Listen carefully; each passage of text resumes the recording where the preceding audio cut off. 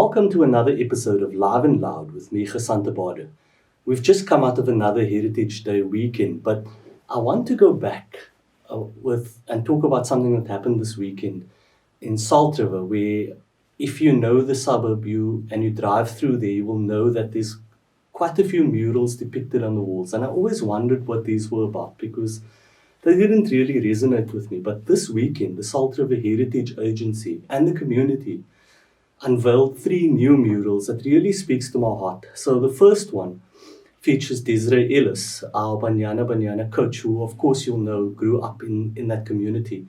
And it was very kind of poignant because her team won the Aisha Cup in Nigeria, beating the host Nigeria 4-2. And the second mural features activists like Siraj Desai and Anwar Nagia, the late Anwar Nagia. And then there's a third one featuring the roadmap for Palestinian freedom. And these are beautifully depicted. You'll see on the B-roll some of these. And they really, what it is about, it is that community reclaiming their heritage in the form of murals. So when you walk around this neighborhood, you can get a sense of what they stand for and what it's all about. So the message really is clear that, when you see murals and graffiti going up, you need to ask questions. It's your community. You need to own that. And so what the Heritage Agency in Salt River has done is they've taken figures and moments in our history, and it really talks to who they are as a people. So go and check them out. They're absolutely beautiful. The Desiree Ellis one also involved her mom, talking about how important she is to the community and how she's really brought women's football, not only in the area of Salt River, but onto the map in South Africa and Africa. And then Siraj Desai also spoke at the launch. He's a community activist. We know he's a High Court judge, but his reach extends way further. If you talk about District 6, if you talk about Salt River, he was the guy who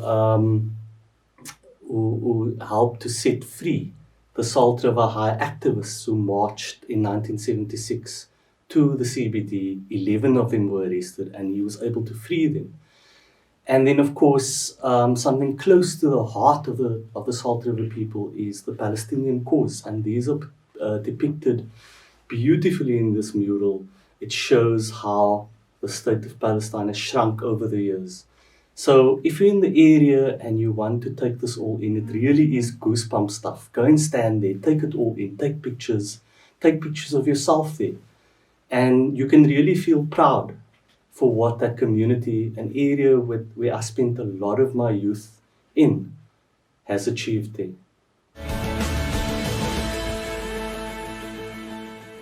It's just over a month to go to the local government elections, and people are tagging me into tweets asking me, who do we vote for? They're undecided, they don't know what to do.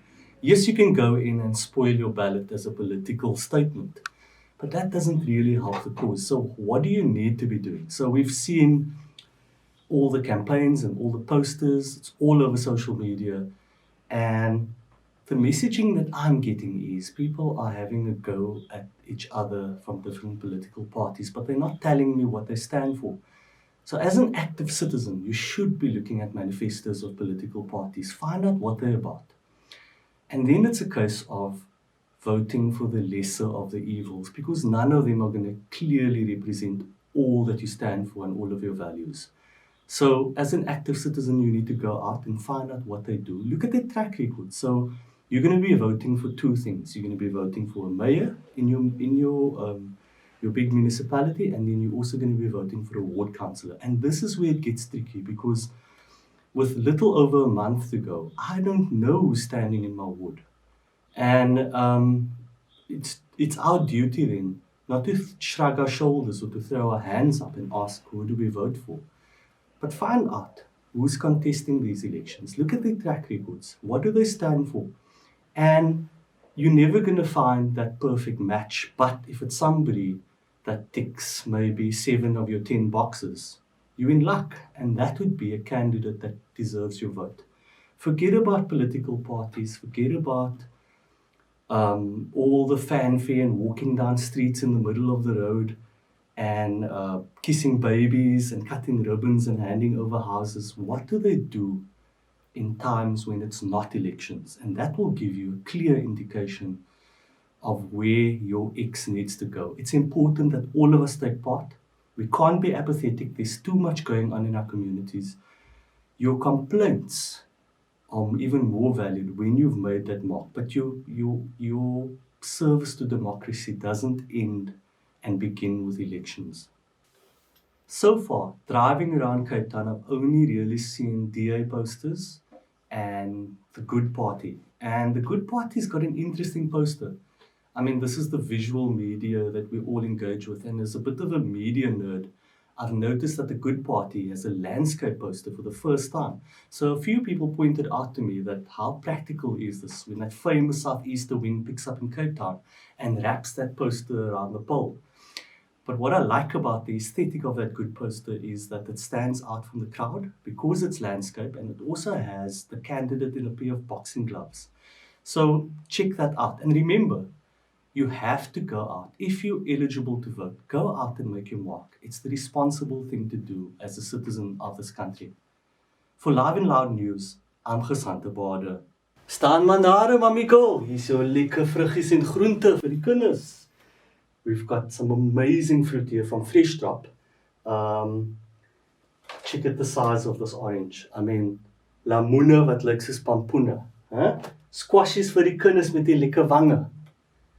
And then these amazing green peppers. Look at the colors. So this fresh produce, and usually this blind test, I will test something live on air, but this time it's not necessary. We all know what apples and oranges taste like. So what this guy Mo from Freshdrop has done is he puts all your fresh produce in a box and he delivers it to your home. So no need to go out and shop, and he makes sure that he gets the best quality for you. And what he's actually done as a small business over the past 150 days, the last being Sunday, he has given away 100 Rand a day of fresh produce every day for 150 days. That's remarkable. Part of his sadaqah, part of his charity work. And so if you connect with him on WhatsApp, on Instagram, or even Facebook at Freshdrop, you can order all of your goodies from him, all of your fresh produce, and it's deliciously crunchy. I've had this box was double the size, and I've eaten into it until the filming of the show this morning. But this was what I was able to salvage from here. I mean, look at these strawberries. I've had them for a week. They're still fresh, like the day they were delivered. So, I mean, we need to support our own, as we usually do on this blind test. And I want to appeal to everybody out there to tell us about your innovative small business. It doesn't have to be stuff that I eat here on the show, even though I love it very much. But send us your stuff, send us your products that you develop during this time of lockdown. We want to support local businesses. We want to plug them into the economy. And what better way to do that than to get the word out there and encourage people to buy local. So being on this training regiment that I've been on, it requires a lot of different colors on your plate. And just look at this basket. It's got every color of the rainbow represented here. I mean, all of the stuff's good for you. You can use them in smoothies. You can chop them up for a snack during the day. You can have them with your meals. Support local, guys. On that note, thanks for joining me for another episode of Live and Loud, and I'll catch you next week.